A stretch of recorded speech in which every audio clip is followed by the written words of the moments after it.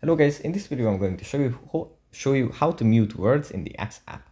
But before that, don't forget to subscribe and leave a comment down below because at 10,000 subscribers I'm going to show you my whole YouTube revenue statistics and growth strategy. So without further ado, let's just jump right into it. First we have to open up the Axe app, and here it usually opens up in the feed where we have our posts from the people that we follow. Then we can just swipe to the right, scroll down, tap on settings and support and go into settings and privacy. Then here, if we scroll down a bit, we find privacy and safety. If we tap on this, then we can just go into mute and block.